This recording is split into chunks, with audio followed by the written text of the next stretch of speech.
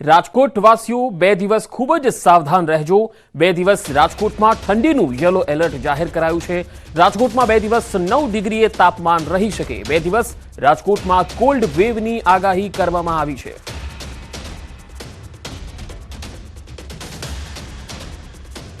राजकोट में कल cold wave observe हुआ है और जो फोरकास्ट दिया गया है गुजरात सारे दोनों मेडसेफ रीजन के लिए नो लार्ज चेंज में दिया गया है, लेकिन सौराष्ट्र कच्छ में जो राजकोट डिस्ट्रिक्ट है या कोल्ड वेव येलो वार्निंग के साथ कोल्ड वेव का वार्निंग दिया गया है और ज़्यादातर तापमान में परिवर्तन नहीं रहेगा। अमदावाद फ्लावर शो ની ટિકિટના દર નક્કી કરવામાં આવ્યા। ફ્લાવર શો પ્રવેશ ટિકિટના દર અદધ છે।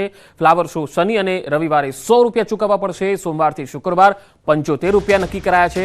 2024માં સોમવારથી શુક્રવાર 50 રૂપિયા ટિકિટ હતી। શનિ અને રવિવારે 75 રૂપિયા હતા। આગામી 1 જાન્યુઆરી 2025ના રોજ ફ્લાવર શો શરૂ થશે। રાજ્યના મુખ્યમંત્રી ભૂપેન્દ્ર પટેલ ફ્લાવર શો ખુલ્લો મૂકશે। અંદાજિત 15 કરોડના ખર્ચે ફ્લાવર શો 2025નો શુભારંભ થવાનો છે। ત્યારે સવારે 8 થી 9 અને રાત્રે 10 થી 11 આ પ્રાઇમ સ્લોટ રખાશે।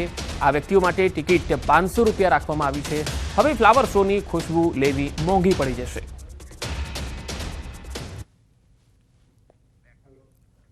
કાંકરિયા કાર્નિવલ પહેલા સારા સમાચાર આવી રહ્યા છે। કાંકરિયાની અટલ અને સ્વર્ણિમ ટ્રેન ફરીથી શરૂ થવા જઈ રહી છે।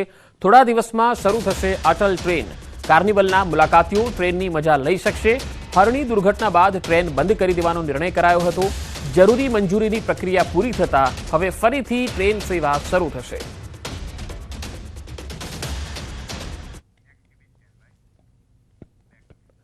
ઊંઝા એપીએમસીની ચૂંટણીમાં ભાજપે મેન્ડેટ જાહેર કરતા વિવાદ થયો છે।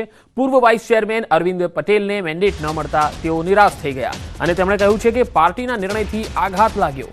એમએલએની વાત પાર્ટીએ ન સાંભળી, વિશ્વાસમાં લીધા વગર જ નામ કપાયું હોવાનો આક્ષેપ લગાવ્યો। પાર્ટીના વફાદાર કાર્યકર તરીકે હંમેશા જવાબદારી નિભાવી છે। પાર્ટીના નેતાઓ પોતાના જ માણસોને સાચવતા હોવાનો આરોપ લગાવ્યો। કાર્યકર્તાઓને થઈ રહ્યો છે અન્યાય। પાર્ટીએ ધારાસભ્યના બદલે ગેરવહીવટ કરનારને સપોર્ટ કર્યો।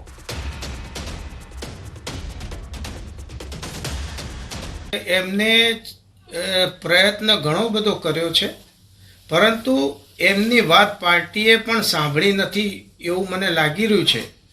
પરંતુ જો મારું નામ કપાયું છે આજે, એ બાબતે એટલું કહીશ કે એમને મને વિશ્વાસમાં લેવો જોઈતો હતો કે તમારું નામ કપાઈ રહ્યું છે। એ બાબતે મને પણ કોઈ જાણ કરવામાં નહોતી આવી। મારા જેવા હજારો લાખો કરોડો કાર્યકર્તાઓ માટે નિરાશાજનક છે।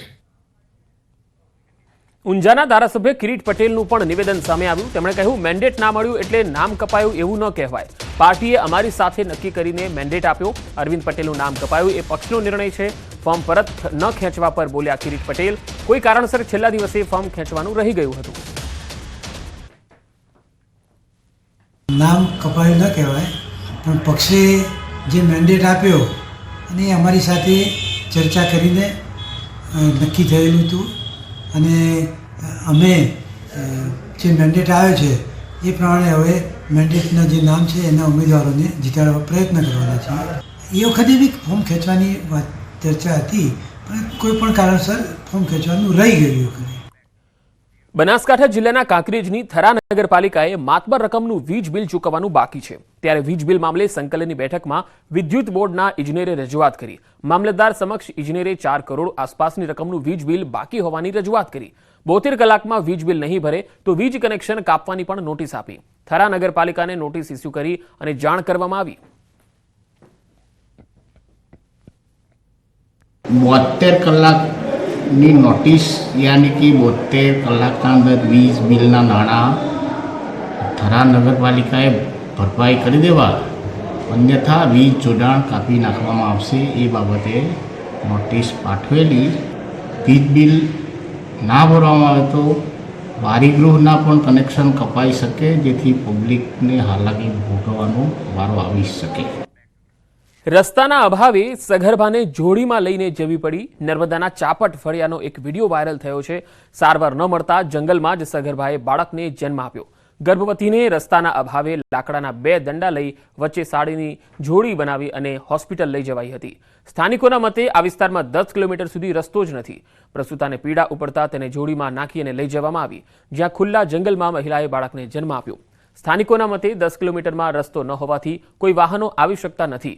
ચાપટ ગામમાં 3 પેટા ફળિયા છે, જેમાં ચાપટ ફળિયું, બીજું તિલખડી અને ત્રીજું ગમડ ફળિયું છે.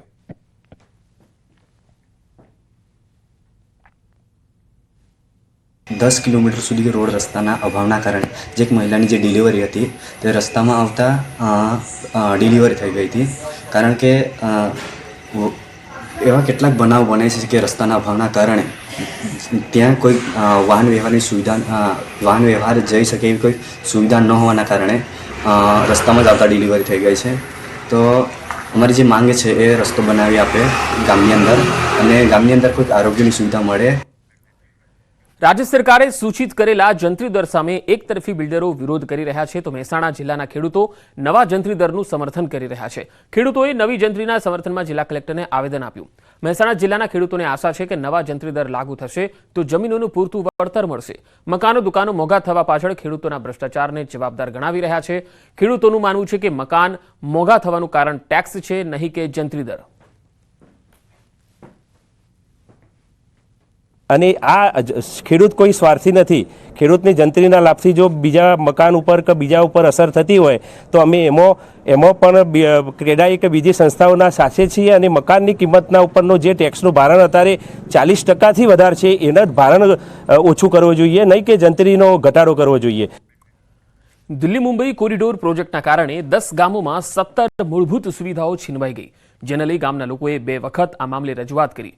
કોઈ ઉકેલ ન આવતા ગ્રામજનો દ્વારા બીજી કોરિડોર કામગીરી બંધ કરી ફરી ત્રીજી વાર રજૂઆત કરતા અંતે 17માંથી 16 માંગણીઓનો સર્વાનુમતે સ્વીકાર કરાયો. પરંતુ ખેડૂતોની મુખ્ય માંગણી પાક નિષ્ફળના વળતર અંગે કોઈ પણ નિર્ણય નહીં લેવાતા ખેડૂતોમાં નારાજગી જોવા મળી, જેથી આ મામલે ખેડૂતો દ્વારા પ્રાંત અધિકારીને આવેદન આપી રવિવાર સુધી કોઈ નિર્ણય લેવા માટે અપીલ કરાઈ. જો સોમવાર સુધી નિર્ણય નહીં લેવાય તો ફરી દિલ્હી મુંબઈ કોરિડોરની કામગીરી બંધ કરવાની ચીમકી આપવામાં આવી.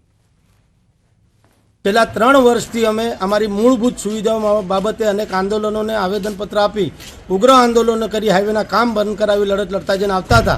પરંતુ 3 પ્રાંત અધિકારીની બદલીઓ થઈ ગઈ, પણ હાલના વર્તમાન જે અમારા પ્રાંત અધિકારી છે એમનો અમે ખૂબ ખૂબ આભાર માનીએ છીએ કે છેલ્લા 3 વર્ષ બાદ આ પ્રાંત અધિકારી શ્રી દ્વારા અમારી માંગોને સ્વીકારવામાં આવી. મોરબી માર્કેટિંગ યાર્ડમાં કપાસની આવક શરૂ થઈ છે. આ વર્ષે અતિવૃષ્ટિના કારણે પાકને ભારે નુકસાન થયું છે. તેમ છતાંય માર્કેટિંગ યાર્ડમાં જાણે સફેદ સોનાનો વરસાદ થયો હોય તેવી સ્થિતિ જોવા મળી. યાર્ડમાં હાલ મગફળી, કઠોળ સહિતની જણસની આવક ચાલુ છે, જેમાં સૌથી વધુ કપાસની આવક નોંધાઈ. છેલ્લા 8 દિવસમાં મોરબી માર્કેટિંગ યાર્ડમાં 95,000 મણ કપાસની આવક થઈ. ખેડૂતોને કપાસની ગુણવત્તા પ્રમાણે 1 મણના 1300 થી 1530 રૂપિયાના ભાવ મળી રહ્યા છે. હજુ પણ સારા ભાવ મળશે તેવી આશાએ ખેડૂતો કપાસનો સંગ્રહ કરી રહ્યા છે. ખેડૂતો હજી પોતાનો માલ ઘરે જ રાખી વેચાણ કરતા નથી. ઊંચો ભાવ મળવાની અપેક્ષાએ ખેડૂતો વેચાણ કરતા નથી. કપાસનો ભાવ તો સ્ટેબલ રહેવાની શક્ય રહે, બહુ વધારો આવશે નહીં, પણ ખેડૂતોને અપેક્ષા હોય એવું અમને લાગે. અમરેલી જિલ્લામાં કડકડતી ઠંડીમાં ગ્રામ્ય વિસ્તારોમાં સિંહોના આટાફેરાથી ગ્રામજનોમાં ભયનો માહોલ છે. લાઠીના ઇંગોરાળા અને લીલિયાના ટીંબા ગામમાં શિયાળાની કાતિલ ઠંડીમાં લટાર મારી રહ્યા છે આ સિંહો. ડાલામથાની લટાર સીસીટીવીમાં પણ કેદ થઈ. લાઠીના ઇંગોરાળા ગામમાં સાવજોએ 4 પશુઓનું મારણ કરતા ગ્રામજનોમાં ખળભળાટ મચી ગયો હતો. 2 અલગ અલગ તસવીર આપણે બતાવી રહ્યા